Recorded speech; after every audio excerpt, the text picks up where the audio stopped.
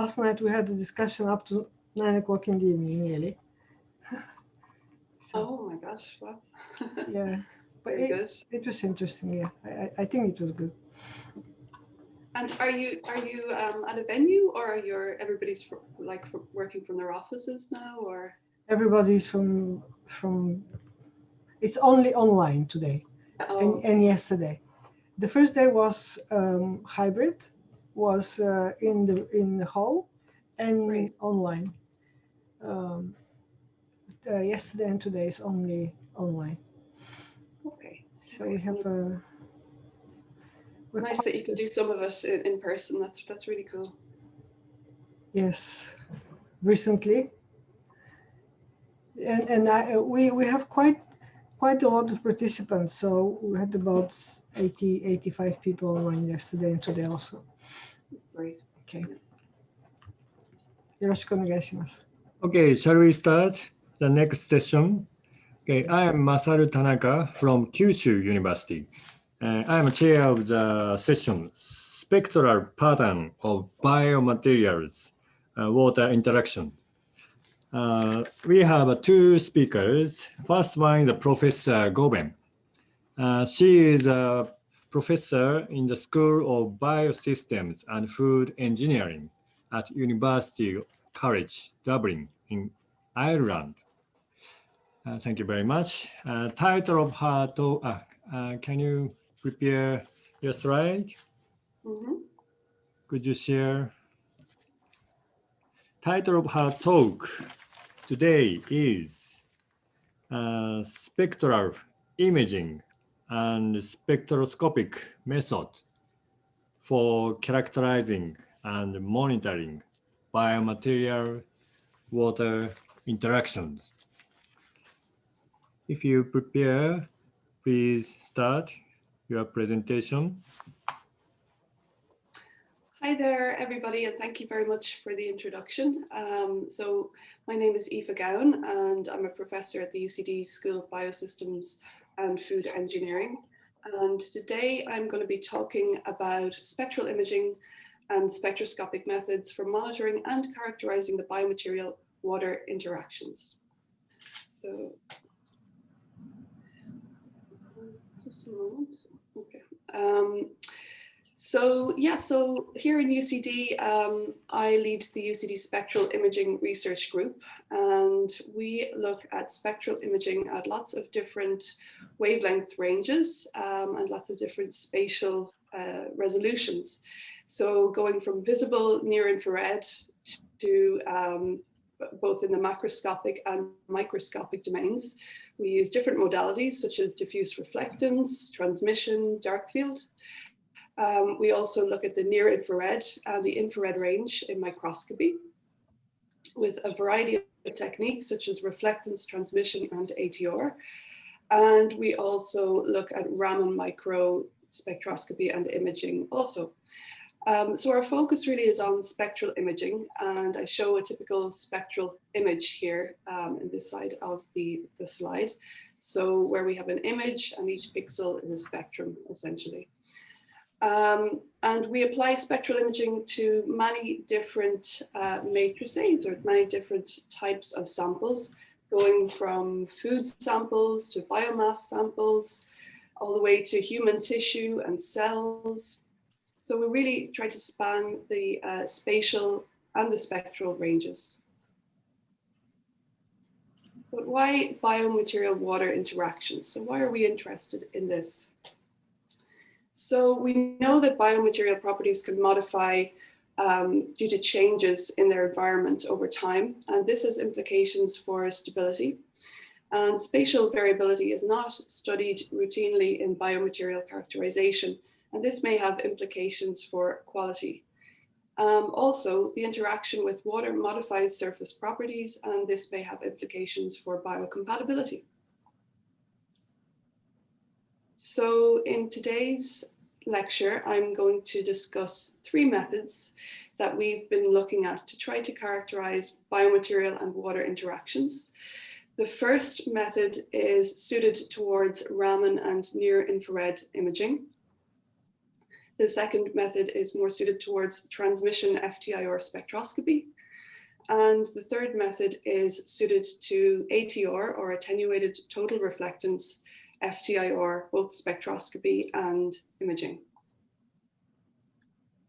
Okay, so I'm just going to give a quick overview of method one now. So the idea with method one, something that's been around for a while, and quite a few different research groups have been using this kind of approach. I just include a reference here to a group who have a lot of relevance for the conference today.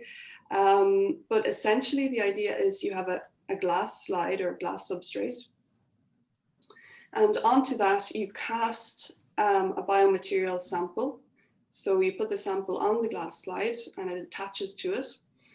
And then you cover with either another glass slide or a cover slip. And this allows you to, if you image the sample, then to look at the interactions between the sample and the environment surrounding it, whether that environment is air or water, for example, or any other liquid.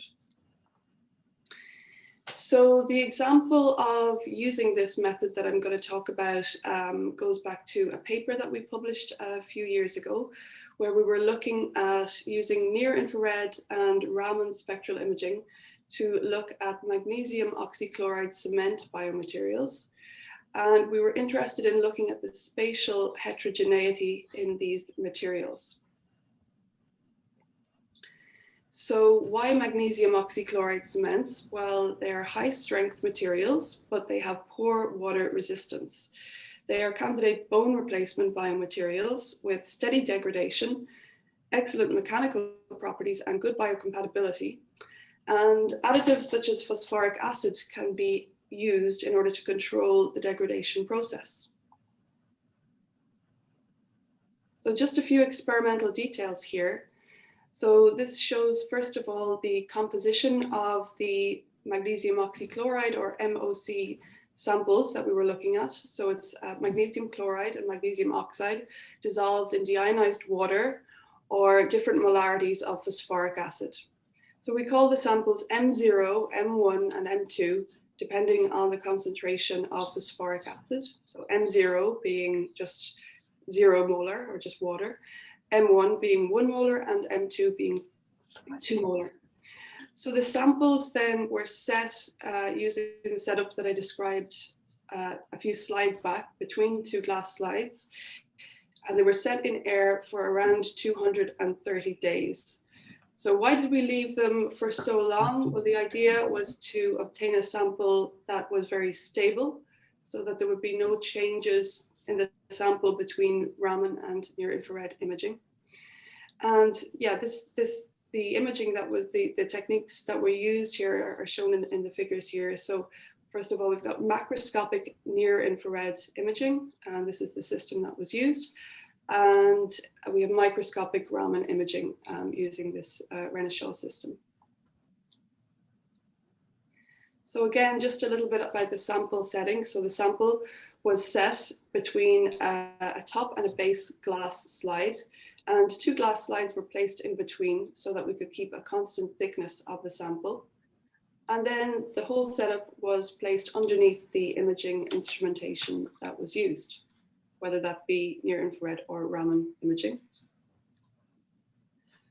And actually for the Raman imaging part, we did what's called Raman mapping. So the problem with Raman imaging at the microscopic scale is it takes a very long time to image terms of energy, frequency, and vibration.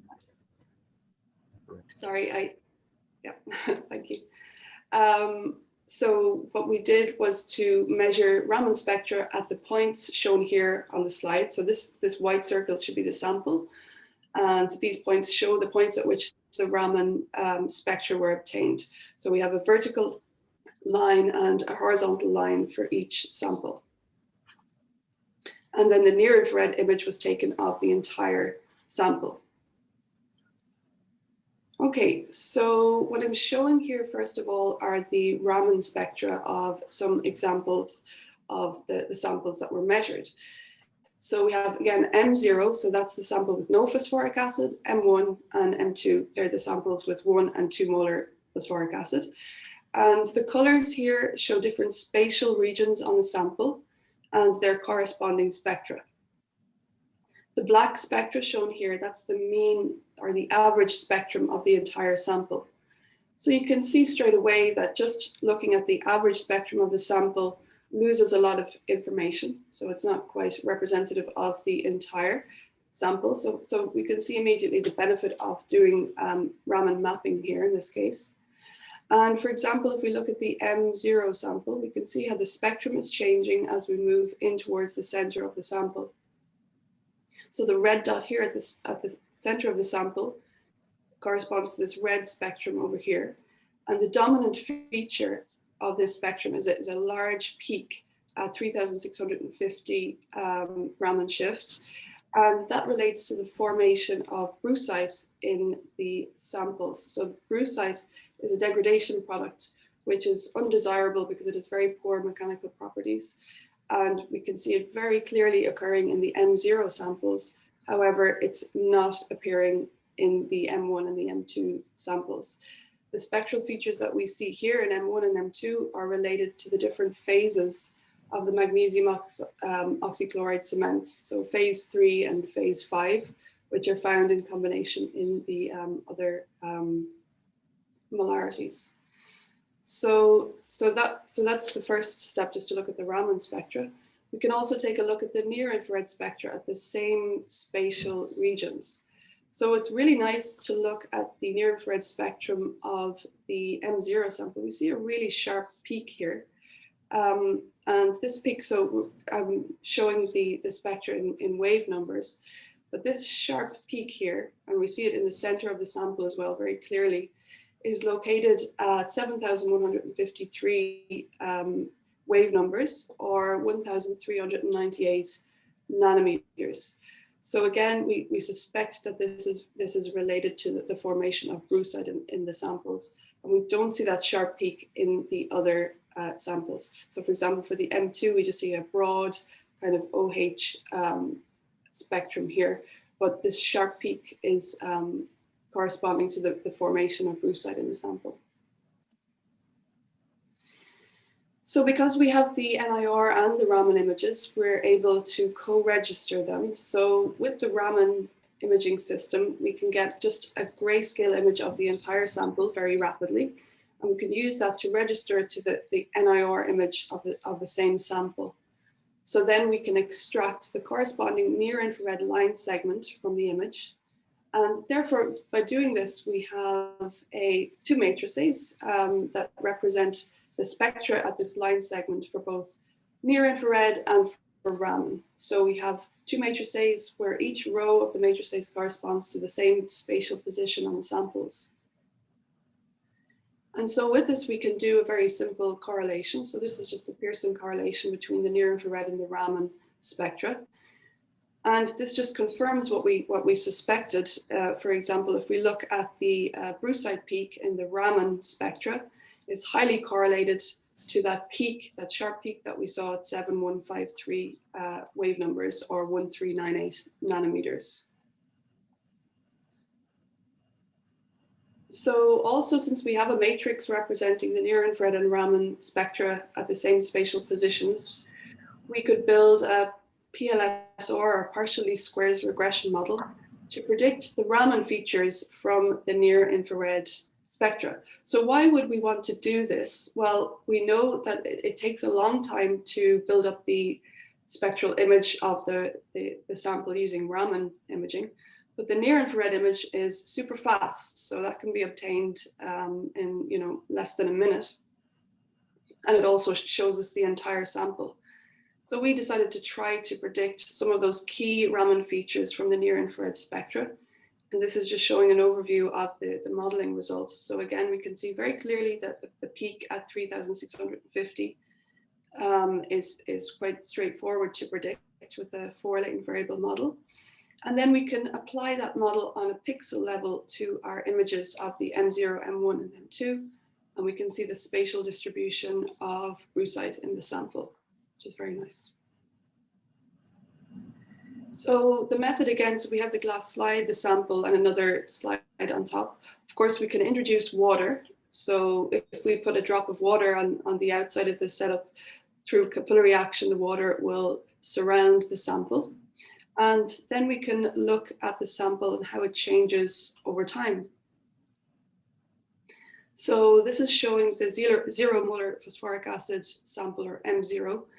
And we can see the, so what I'm showing here, so we did a time series study on these samples. So looked at them dry after 15 minutes, up to an hour and a half roughly, in contact with water. And then we dried them for 4 days and imaged them again. And so we have a time series here. So what we applied was time series principal components analysis. And the color images that you see here are the first 3 principal component score images. So you can see how the water is starting to penetrate the inside of the 0 molar sample over time. And the average spectra are shown here as well. However, for the 1 molar phosphoric acid samples, we see quite a different pattern in the uptake of the water. So it's quite unusual. If we look after 15 minutes, something immediate is happening with the samples. But as we go through time, it doesn't seem to be changing very much. And then after drying, the samples, they look very similar to how they looked before exposure to water. So you can note for the 0 molar phosphoric acid samples, after drying, the sample broke up. So it wasn't stable in water. However, the addition of the phosphoric acid increased the stability. What is happening here? So unfortunately, what happened here was when the water was introduced to the sample slightly delaminated from the upper glass slide. So water got in between the top slide and the sample. So that's what we're seeing here. But again, after drying, the sample returned nearly to its kind of original state. So again, we can just show the spectra, the average spectra before wetting and after drying here. So for the 0 molar sample, you can see that after drying, we have this very sharp peak again at 1398 nanometers. So again, indicating the formation of brucite.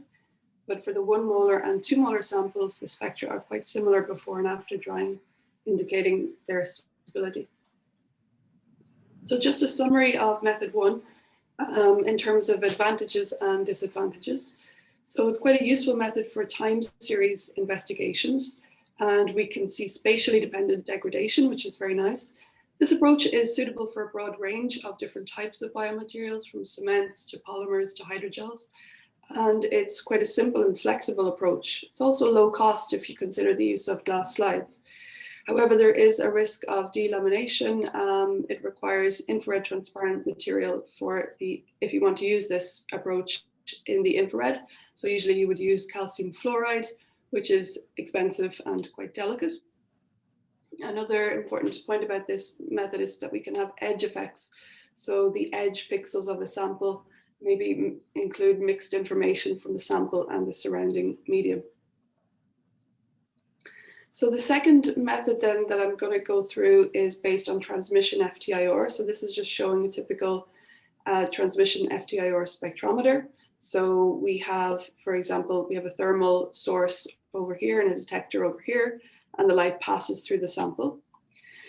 So we also have a controlled relative humidity cell into which we can place a sample, like a polymer sample, for example.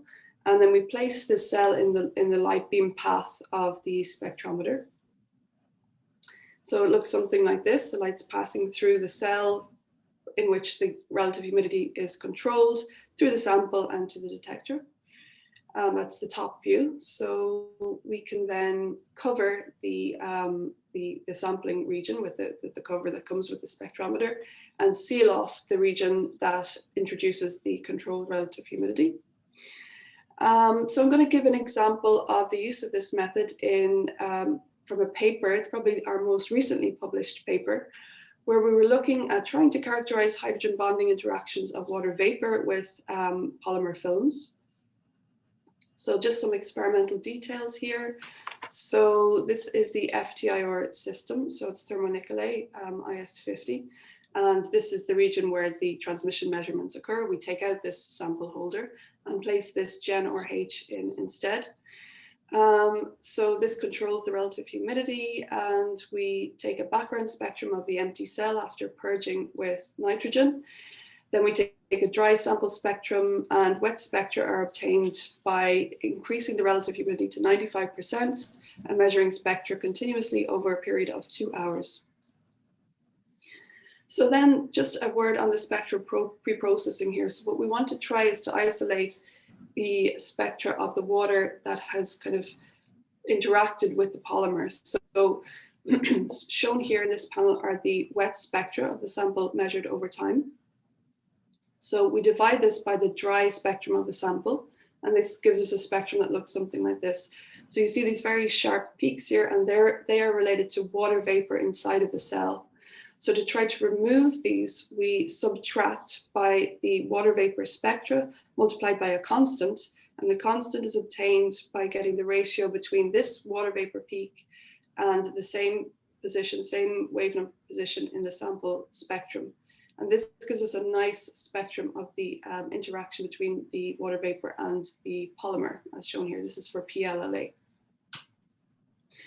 So this is just showing some examples for 4 different polymers, and these polymers increase in terms of their contact angle from PLLA, which is quite hydrophilic, up to PTFE, which is more hydrophobic.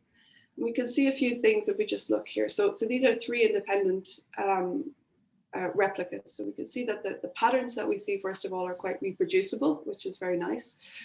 We can also see that the overall, like the integrated absorbance decreases as the contact angle increases, as could be expected. And also there's a shift in the main peak from higher wave numbers down to lower wave numbers as we increase the contact angle. So this plot shows just the peak position as a function of the contact angle. Again, we can see that there's a nice relationship here and pretty good reproducibility over the 3 replicates.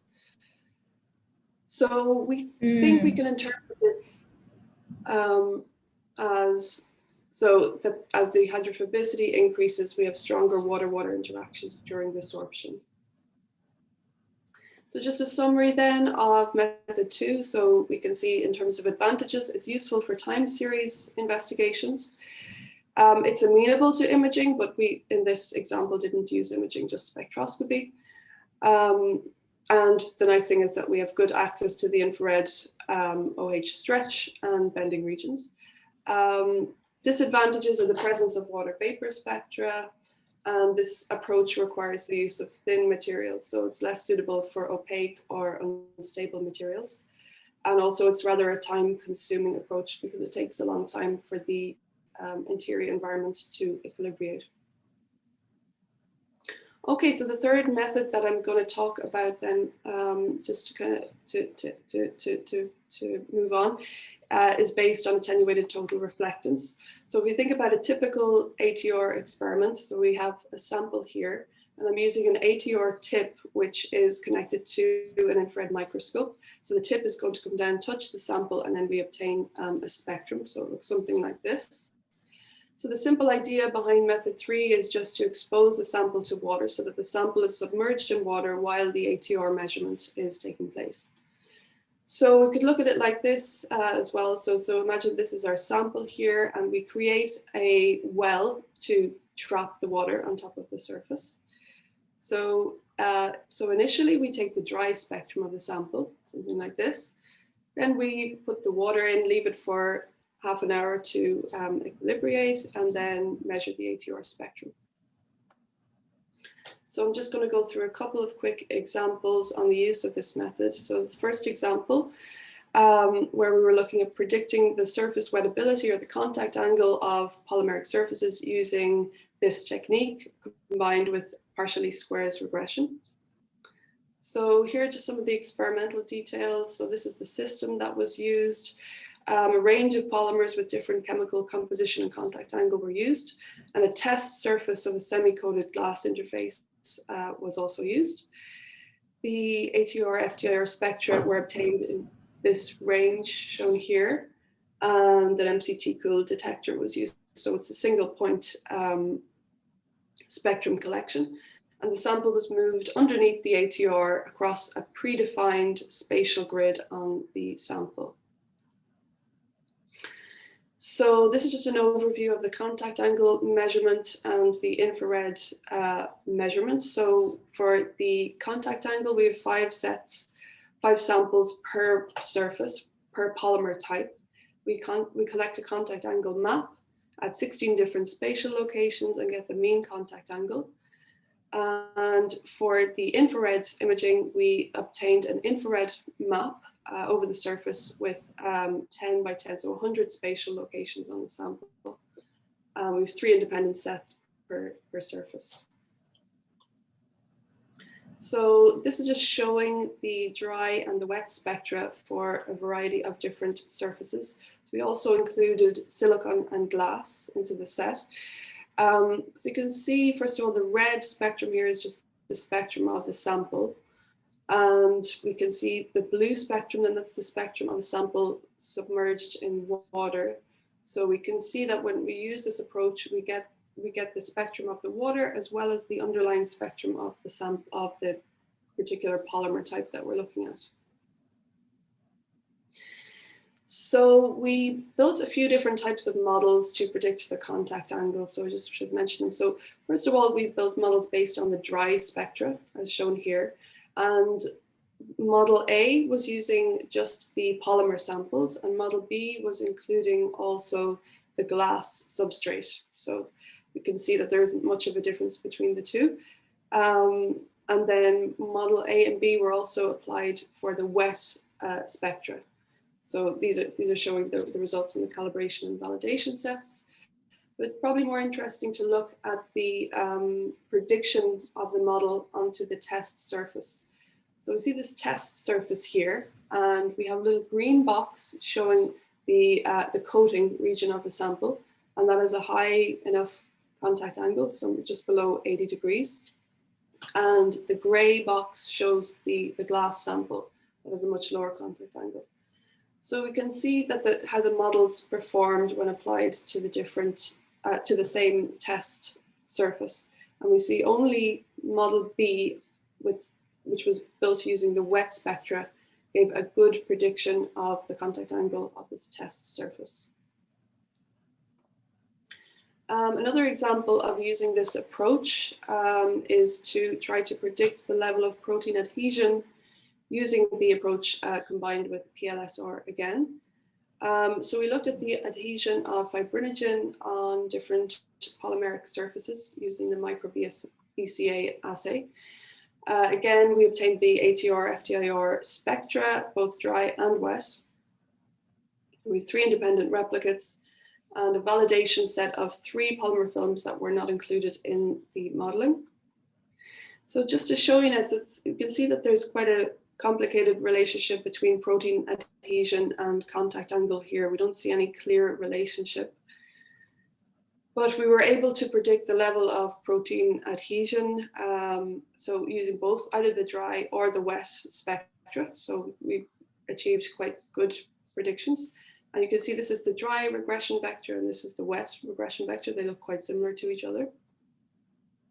If we look then at the error when the models are applied to the test set of the samples that were not included in the modeling, the error is slightly lower for the models built on wet spectra. So that indicates that the wet spectra are giving us some further information, which is useful for protein prediction. So just to summarize method 3. So in method 3, of course, both the water and the substrate information are obtained, which is nice. This method is amenable to imaging. Again, we can access the OH stretch region, which is informative. Disadvantages, so sample contact is required with the ATR, so this approach is not really suited to very delicate coatings, and it's less suitable for time series due to the interaction between the ATR tip and the sample.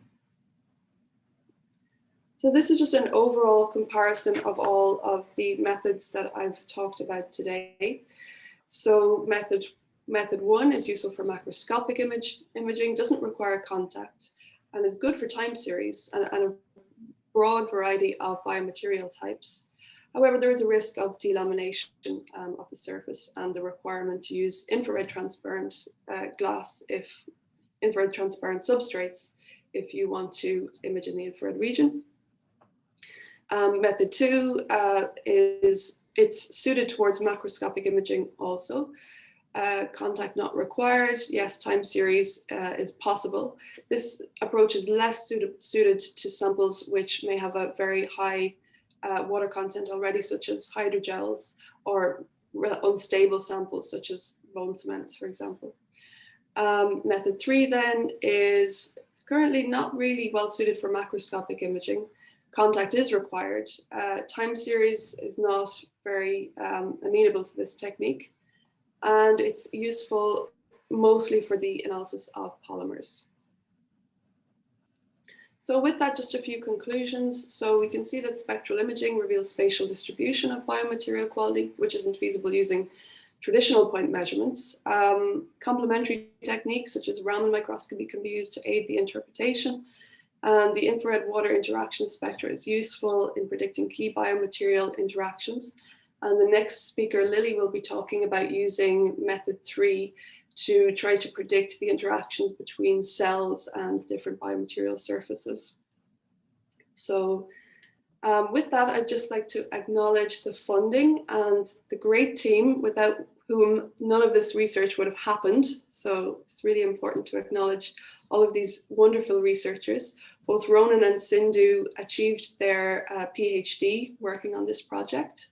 And Dr. Junli Xu and Dr. Jose Gonzalez were both working as postdocs on this project. And finally, I would just like to thank you for listening and to thank Rumiana and Yelena for organizing this great conference. So thank you. Thank you very much, Professor Gowen. So very nice talk, very useful techniques, 3 types of techniques using Raman, NIR, and ATR-IR. There are several questions already. Okay, first one is concerning the imaging method. What kind of glass do you use? Is it possible? What kind of glass did you use? Oh, glass. Yeah, glass, yeah. glass. Is it possible Yes. this imaging method to be used for observation of cell cultures or protein absorption?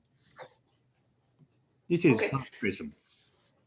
So the example that I gave for method 1, that was just using standard borosilicate glass slides. So the typical glass slides that you have in the lab. So because we wanted to make a lot of samples, and the sample kind of destroys the glass slide after, because it's in contact with it. You can't reuse the slide. So it was a very low cost approach. So that was suitable for the near infrared and Raman imaging that we did. But as I mentioned, if you wanted to do infrared imaging with this kind of setup, you would require a calcium fluoride, which is, again, it's just more expensive. So the other question was about, could you use these techniques to, can I just get that question again? Sorry. Cell adhesion and protein absorption. So to directly see the protein absorption, maybe that's what the question is. So yeah, we have done this, but it was more to look at the protein absorption directly on the polymer surfaces. So it's very, for example, so it depends on what you want to do. So if you want to see the pattern of the protein absorption, it's very low, like the amount of protein that absorbs after you wash the surface. You know, what remains is very, very low. So it's quite tricky to image that, I would say. It's very challenging. And then if you go to the infrared region, you have a very strong signal from the polymer already. So you have very strong signal from the polymer, very weak signal from the protein or the cells that are attached. So it's extremely tricky. There are methods that can be used, like dark field spectral imaging, where we can see very small things like cells. But again, it depends on the substrate. So if your substrate is highly scattering, for example, that will kind of shadow like you won't be able to see the cells very well. But if your substrate is smooth and quite reflective, then you can see cells very well using the dark field technique. Okay, second question is about your light source in the method 1. How powerful your light source is in method 1? How powerful the what, sorry? How powerful? The light source, light. Source. Oh, the light source. Oh, right. Okay, okay. So are you so for the Raman or for the near infrared? I'm wondering. Near infrared. For near infrared, the first experiment. Oh, for the near infrared. So it's a tungsten halogen bulb, essentially. I can't remember the wattage of it, but it's yeah, for example, it potentially could warm up a sample if the sample was left underneath it for a long time. That's a problem with tungsten halogen. But what we have a kind of diffuser around it, so that dampens it a little bit. But yeah, so I'm not sure. I don't know the exact power, but I can come back with. No, but actually the question is about if because it's a drying process, obviously your light source is influencing the sample. Oh right, yeah, okay. There may be well, first of all, the sample is so if we think about the example, the first one, so the sample is very stable because it's been dried for 230 days, and the imaging is very fast. So it's less than a minute that it's actually exposed to that high power light source. So yes, it's possible that there is an influence, but we try to minimize that by exposing the sample to that light source for just a very short amount of time. So but it is of course a potential problem. Yeah, I would say. Yeah. Okay, another question from the audience. Professor Hayashi, which region of the spectra is important to predict protein adsorption? Yeah, so I suppose we didn't do any kind of variable selection in this when we were trying to predict the protein adsorption, but you could see from the regression vectors, I think that there was a lot of information actually in the OH region, but also in the fingerprint region. So it was kind of spread along the wavelength range. But of course, we could do future work where we tried to kind of separate out the influences of the various regions. Okay. Can I just to add a little bit to this question? I think the question is more about, is it infrared more suitable or near infrared or Raman for measuring the protein adsorption? Yeah, I think the infrared, using our setup, the infrared, probably Raman could be useful too, because we're seeing we probably see more or less similar peaks. But using the technique where we use the ATR to measure the water and the surface underneath, that is most amenable to the infrared. If you do near infrared ATR, what happens?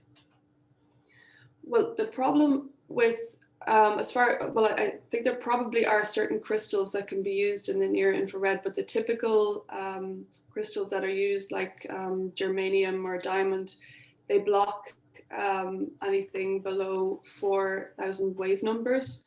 So I see. we can't see the near infrared essentially with the typical ATR. But I think there probably are other crystals, maybe the audience knows more about that could be used for the near infrared. Or maybe not ATR approach, just a different approach using infrared.